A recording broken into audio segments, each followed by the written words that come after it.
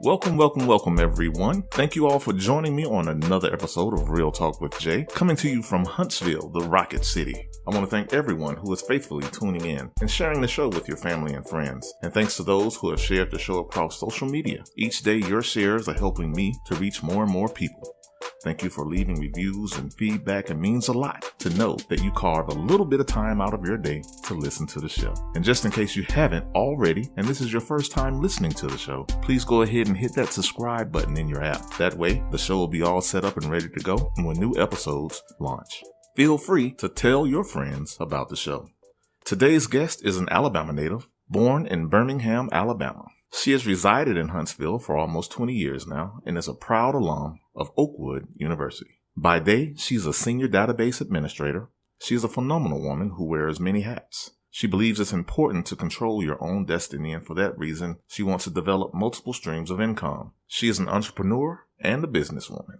She is the owner and creator of Sew Pearlfect Designs. She is also the owner of Shortertravel agency. Fashion and travel, those are her passions. Without further ado, let me introduce you to Miss Scarlet Shorter. Scarlet, how are you today? I'm doing great, and you? I'm doing well, and thank you for coming on to the show and joining us here on Real Talk with Jay. It means a lot for you to be here with us. I appreciate the invite. And we're glad to have you. Thank you. So let's kind of jump right into it. Today we want to talk about travel. I think travel is something that's real important. It's a good piece of culture that you add when you have the ability to visit many places and experience new things. So if you would, please share your background as a travel professional with the audience. Well, I purchased Shortertravel agency in January of 2017. I purchased the agency so that I could travel more on my own, travel smarter. I've been to several places all over the world, but it makes a difference when you're educated in how to travel and there are more benefits. And so since acquiring my agency, I have become certified with several different vendors. I'm a certified Marriott specialist. I specialize in Disney vacation specialist, cruise lines, international vacations. So that was my main reason for getting the agency, but also to be able to empower other people to travel more who've never been outside of the state that they live in or outside of the country, to let them know that it is possible. My main reason for purchasing my agency, to empower others, but also to travel myself and help other people travel who haven't before. Traveling isn't always as easy as you think. It's not as simple as buying a ticket and hopping on a train or plane or hopping in the car and just going somewhere. Right. You've got a plan. You've got to know what to do when you get there. When traveling domestically, what are some key things people need to keep in mind? Well, it's important to map out proximity. Know what you want to do when you get to that destination. If you have events that are planned, know the proximity of your hotel or resort to the activities that you intend to partake in. Also, be aware of any historical sites or tours. Be aware of what that city has to offer. Different areas have different unique things that are specific to their area. So do the research so that you can experience something different, experience the culture, no matter where you are. That's an important piece of traveling, to just do something different than what you've done at home. Be aware of your surroundings also. Don't make yourself an easy target. You may be comfortable in your home area, but you're not at home and the people are not the same people that you're used to in your environment. Be aware. Watch your surroundings. Watch how you carry yourself. I would also say, a lot extra time to get to destinations, because the traffic in different areas, if you're renting a car or getting an Uber, may be different for different cities. So a lot extra time to get where you're going. Also, verify, if the location that you're going to has toll roads, so that you'll have extra change, extra cash to pay those tolls and you're not caught out in the cold, because that's a big thing. You just think you're going, and most of us don't carry cash, and then you've got a toll road that you've got to get through. Yeah, and I've experienced that before. Yes.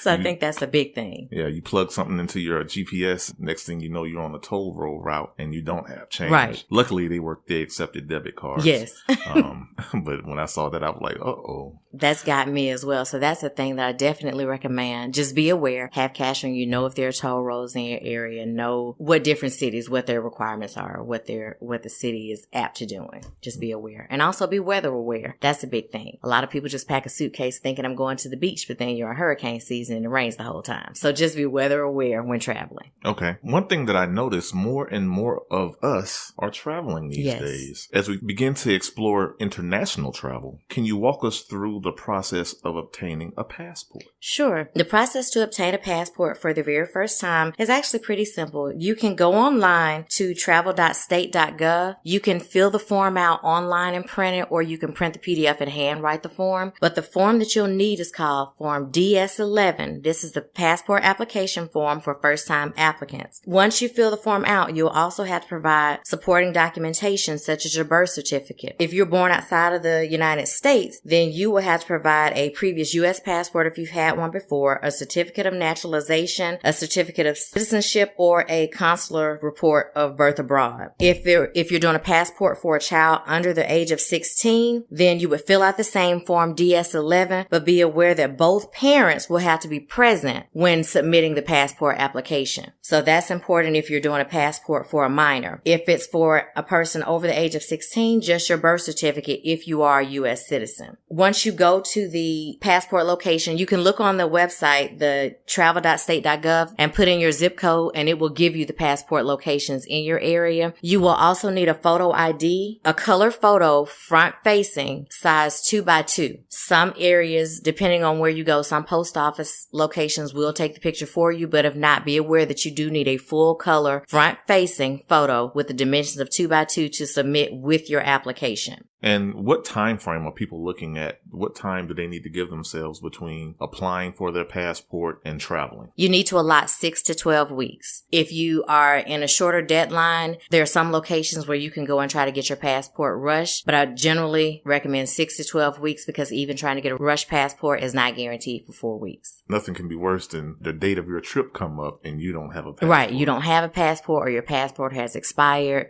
So definitely allot 6 to 12 weeks. When traveling, what are some typical unexpected costs that people may run into or may not think about until they're actually on their trip, at their destination, or traveling to their destination? Toll roads again. That's if you're traveling locally. If you're traveling internationally, there are some visa fees. Depending on where you go, you have to pay a fee to get a temporary visa to enter their country once you get off the plane. That can range from $10 to $20, maybe more, maybe less, but be aware that sometimes you do have to actually pay a fee to enter the country. That's something that a lot of people don't know about and are not expected. For the Dominican Republic, it is $10 to get the entry fee into the country, and they take that in US dollars. Have cash on you when you travel. Also, transportation from the airport to your resort or to your hotel or to the port if you're going on a cruise. Those are things that not everybody thinks about that you actually need to get from point A to point B from the plane. Baggage fees. Not all airlines give you free luggage. So be prepared that when you check your bags that it may be $35, $40, or even those airlines that provide free luggage if your luggage is too heavy. Be aware that those are fees that you may pay. Also, exchange rates. When you're going internationally, different currencies. So be aware of where you're going and what the currency is so that you know the exchange rate and you know what your money transfers into, because the worst thing is to think that you're tipping someone $5 and you've given them $25 or $50. Those are things that you may not be aware of because you've budgeted a certain amount, but the currency is different and you may end up spending a little more than you expected. Trip cancellations without travel insurance. Be aware that if a hurricane comes or a natural disaster or anything, that an extra expense. And I'm glad you brought up the trip insurance because I think that's something that's important. I know Miss D and I had our own experience where we had a trip planned and a family emergency occurred and we didn't have trip insurance. That taught us ever since then when we've had something planned, we've gotten a trip insurance. So we'll talk about that a little bit later. But before we get to that, I see a lot of travel groups popping up on Facebook and other social media platforms. Most of these travel groups, you have couples or even single people who travel and they're seeking out other people to travel with and meet new friends and enjoy new places. What are the pros and cons of these groups? Well, the pros, not having to travel alone, knowing that you're with a group. There's safety in numbers a lot of times. So you get to meet new people. It takes away that fear of visiting new areas by yourself. Then you get to benefit from traveling with group rates versus individual rates. A lot of times that's a benefit. Group excursions, then networking. You're meeting people you've never met before, different industries. It's a great way to network and broaden your horizons. So those are just some of the pros to traveling in these groups. Okay, so and some of the cons for traveling in these groups, you may end up paying more for the trip depending on who booked it, because some people may add extra commissions or fares to these and you're not aware. So you end up paying a lot more going in these groups because you don't know these people. Then you don't know the type of accommodations a lot of times that they're going to have when you arrive. Different people may have better hotels than others. I've seen that in a lot of the travel groups. Not everyone is honest. And then you don't know the travelers. You don't know these people, and not everybody is a good person. So, you take a risk when traveling. There's safety in numbers, but also there could be the serial killer in your group.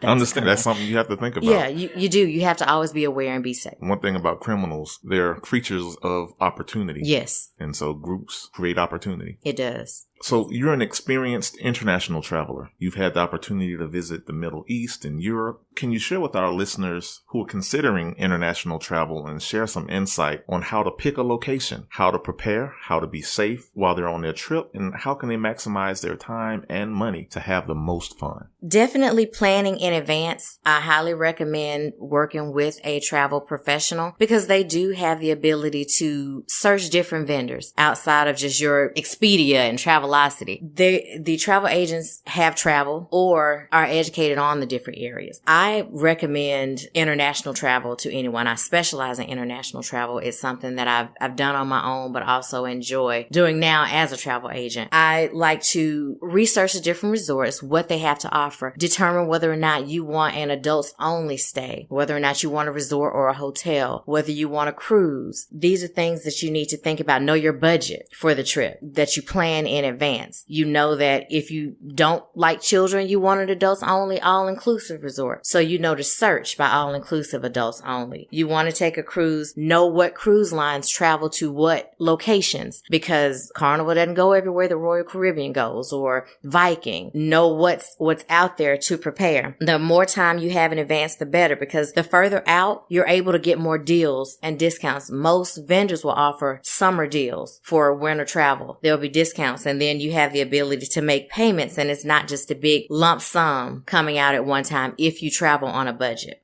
If you're traveling with children, think about the area that you're going to, how you'll be able to keep up with your child, whether there are child care services available in the resort or on the cruise line, what the hours are so that you can have adult time, but also time with your child. So plan out those activities and find out what is available at the location that you're going. If you're traveling with pets, you want to verify that the location that you're visiting allows pets. If you're traveling international, verify whether there are quarantine rules, because going to some of the Middle Eastern countries, because their vaccination thing, your pet will be quarantined for up to 6 months. So verify what the requirements are for traveling with pets if it's an option for you. Verify that the hotel or resort allows pets. Those are things that you need to know before you buy a plane ticket and get there, then realize that you're going to be separated from your pet. It could be a detrimental situation. Plan in advance.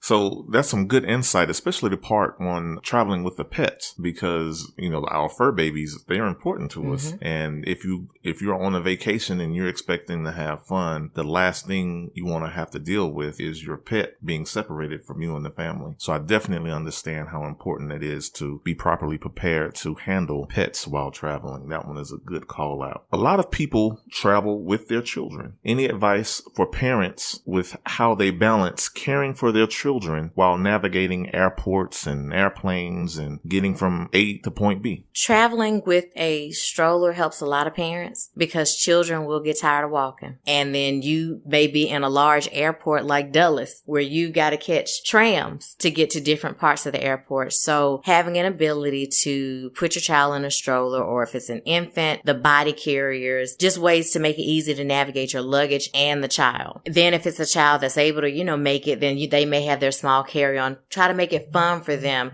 so that they don't feel bogged down. Kind of make an adventure. If you let your children have electronic devices, an iPod or an iPad for the plane, a tablet that's loaded with their games that you don't need for Wi-Fi, or loaded with their Disney movies that they can watch on the plane without Wi-Fi, to keep them entertained while flying or traveling. Those are big things because children get restless a lot faster than adults. So you want to keep them occupied and make it a fun adventure so that they don't wear out and become fussy. I know a lot of times when Miss D and I are traveling, we try to avoid destinations or hotels that might have a lot of children. So for those travelers who are looking to avoid children, and nothing against kids, but sometimes you want an adult experience. Do you have any recommendations specifically for them? I do. There are a lot of resorts that are adults only. There are some resorts that are not fully adults only, but they have adults only sections where you don't interact with children. I also prefer adults only travel experiences because I don't have any children on my own, so I prefer to be around adults and to have that adult experience. So we do have ways to search for those adults only resorts. And on the resort pages, a lot of times they do list that we are adults only. So when searching for the vacation, those are the kind of places that you want to search for. If it doesn't say adults only, it probably isn't. So they do advertise that this is an all-inclusive or this is adults only location. And there are cruise lines that also are for adults. So when you're looking, you want to look at, okay, I want an adults only cruise. So when I'm searching Royal Caribbean, I want to make sure that this particular port or this cruise at this date is adults only. Gotcha. Now, let's talk about this trip insurance that you were discussing earlier. Tell us, what is trip insurance, and are there different types, and what are the pros and cons of having trip insurance? Trip insurance protects your trip. If there are medical emergencies or natural disasters, things out of your control that happen, with trip insurance, you are not losing out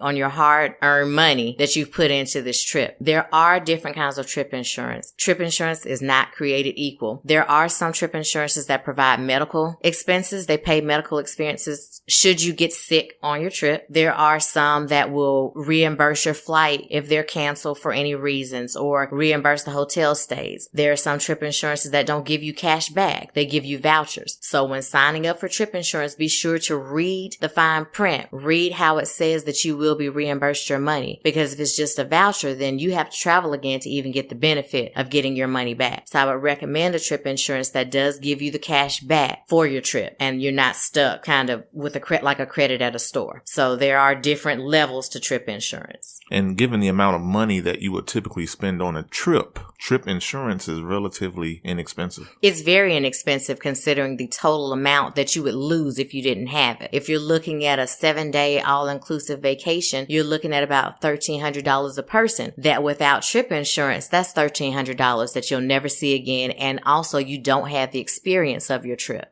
Traveling is becoming more and more popular amongst African American women. African American women are in the group of fastest growing demographics of new travelers. What do you think is sparking this movement amongst African American women? I think the recent phenomenon of Black girl magic. African American women are feeling more empowered that they can do anything, that they are equal to the rest of the world, and that there is a whole world out there that is not out of our reach anymore. And so more women, as we become more career oriented, that also is another thing that sparks it. More and more African American women are in corporate America, are in working in the government. They're more career minded. And so you're more financially able to see the world. The demographic of women has shifted. The dynamic has changed over the years. Once you're exposed to new things, you want to see new things. You're more educated. You want to travel more. And you're around your circle of women, your circle of influence has also morphed over the years. And so I think that encourages more women to see what's out there in the world. What are the benefits of working with a travel professional when arranging trips versus just going to Expedia and setting something up on your own?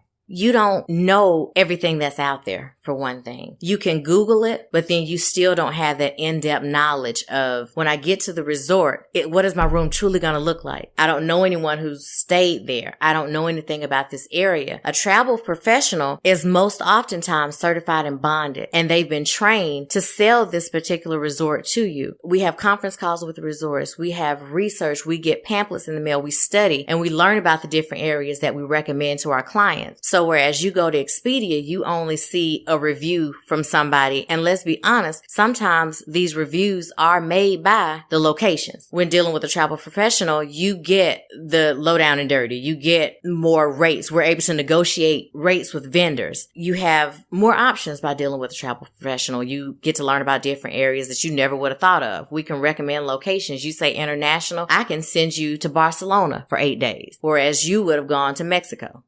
So let's transition a little bit. Let's talk about Sew Pearlfect Designs. Okay. Tell us about that business. Sew Pearlfect Designs is my baby. I created it because I love fashion and I don't always want to look like something off the rack. And I believe that each person is an individual and you are allowed to have your own style. So I created Sew Pearlfect Designs for the hard to fit man or woman. The things off the rack are cut to one body type. As an African American woman, I have curves and a lot of the clothes are cut straight up and down. And that doesn't fit me perfectly. I'm also short. So something may be too long for me. So I created Sew Pearlfect Designs so that no matter what I put on, it's a perfect fit. And a lot of people out there have these same challenges with their clothing. And you want to be an individual. You want to be unique. You want to have your own style. And so everything that Sew Pearlfect Designs creates is unique and it's custom to that person for their body type. And it's my passion. I want to make people look good. I want to make people stand out. And when you step out of the house, you know it didn't come off the rack. Let me ask you this question, because I'm sitting here thinking, okay, you are a network administrator by day. You're working travel. You have Sew Pearlfect Designs. How are you balancing all of this? I'm still working on the balance. It does become difficult, but the thing is that I enjoy what I do. And that makes all the difference in the world. If you do what you love, it doesn't feel like work. And so I go to work every day and I leave work and I work out. So then that's keeping my body and my mind clear. So I exercise and then I come home and I go to work for Shortertravel or for Sew Pearlfect Designs. I do try to set a timeline at the end of the day. You need to be done by 12 o'clock or by 1 o'clock. Shut it off and wind down and go to sleep. But I try to separate that certain days of the week I do Sew Pearlfect, certain days of the week I do Shortertravel. But then also on the weekends, I have learned I do try to keep the weekends to myself and not necessarily work. I'll just push through during the week and stay up late and work and then rest on the weekend because it is important to still have a social life and have that kind of balance. So it's a dynamic that's still progressing and working, but it works for me and I enjoy what I do. Okay. So I'm going to need to get you back on the show. We did a nice little dive into your travel business, but I feel like we need to do a lot more diving into Sew Pearlfect Designs. Okay. So I need to get you back on the show. I'm going to go ahead and get that commitment right now. I would love out to. Here can hear you say yes, you will be back on Real Talk with Jay. I will be back. So before we go, I like to play this game called the Fast Five. Okay. I'm going to throw these 5 questions out at you and get a response. Okay. All right. You should see her eyes, ladies I'm and nervous. gentlemen. Alabama or Auburn? Auburn. Boo. Or Eagle. Who is your role model and why? My mother. She is one of the strongest women that I know. I feel like she has given so much to raising kids. To when I was in high school, she took on taking care of her mother who was in ailing health, who had Alzheimer's and dementia. And then she took care of her mother till she passed away. And then, the kids moved out and then my father became ill. She took care of him until his passing. Giving so much of yourself to so many people and just her giving spirit. She volunteers with the church all the time. I tell her, let somebody else get a star in their crown sometimes. She's just such a giver and she's my motivation. She's a hard worker. She just has a heart of gold and, she loves the Lord and she wants to see other people just be okay. If you were a superhero, what would your superpower be? I would be able to divide myself into multiple people so that I could be in different places at one time so that I could truly multitask outside of just my 2 hands. If you could have dinner with anyone in history, who would you have dinner with? Oh my, anyone in history.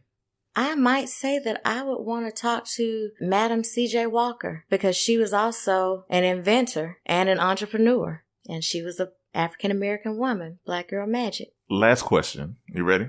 I am. If someone were to make a movie about you, who would play you? Angela Bassett. She is phenomenal. Phenomenal woman is she. Ladies and gentlemen, Scarlet Shorter. Thank you. Thank you for coming on the show. Now, if people want to get in contact with you, what's the best way for them to do that? If they want to have you design something through Sew Pearlfect Designs, or if they want to have you help them arrange their next travel destination? If they want to travel, I can be reached at Shortertravel, SHORTERTRAVEL @gmail.com. If you would like to reach Sew Pearlfect Designs, you can reach me at info@Sew Pearlfect.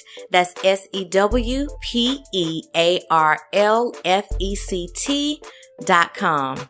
Again, that's info@sewpearlfect.com and shortertravel@gmail.com. And we will be sure to put that information in our show notes, so that way it'll be convenient for the audience to just click on it and get in contact with you. So thank you again for coming on the show. It has been a pleasure having this discussion with you, and we will be back soon here on Real Talk with Jay. You're listening to Real Talk with Jay. Available on major podcast platforms including iTunes, Google Play, Stitcher, SoundCloud, and TuneIn. Subscribe today so you can be notified of new episodes when they become available. Real Talk with Jay. This segment of Dollars and Cents is brought to you by thewealthculture.com, where we share behaviors to help cultivate financial prosperity in our households and communities.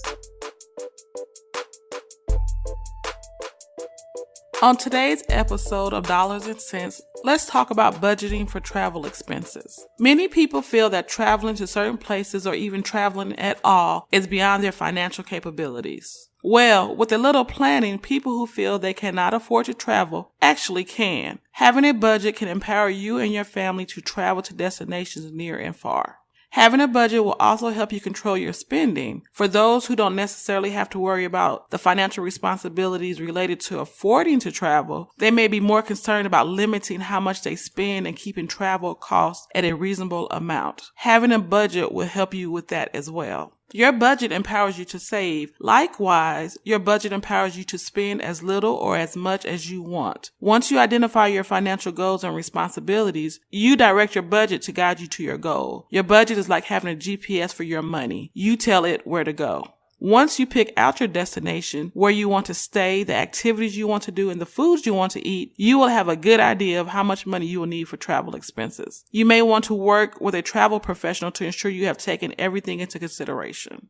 Since you now understand how much a trip is going to cost, you can identify it as a financial goal. And you can now set up your budget to help you meet that goal. As an example, let's say you need to save $3,400 for your trip. You need to identify how much money you can set aside each month to save toward paying for your trip. For some people, it might take a few months to save up the needed amount. For others, it could take a year or longer. If it is going to take longer to save the needed amount, don't be discouraged. Keep in mind one of my favorite mantras, which is the African proverb, little by little, a little becomes a lot. Once you reach your goal and go on your trip, you will be glad you put in the effort. The experience will be well worth it. You may also want to consider ways to earn additional income while you're saving up for your trip. Doing this may help you reach your goal more quickly. Next time on Dollars and Cents, we will discuss how you can use your budget to help you spend more responsibly while you are traveling. I am Miss D, and this has been another segment of Dollars and Cents on Real Talk with Jay, brought to you by thewealthculture.com. Thank you, Ms. D, for that segment of Dollars and Cents, which was brought to us by thewealthculture.com. And that does it for another episode of Real Talk with Jay. We thank Ms. Scarlet Shorter, owner of Shortertravel Agency and Sew Pearlfect Designs, for stopping by and chatting with us today. We hope all of you out there will join us on the next episode of Real Talk with Jay, available on iTunes, Google Play, Stitcher, TuneIn, on all of your major podcast outlets. We'll see you next time. Bye-bye.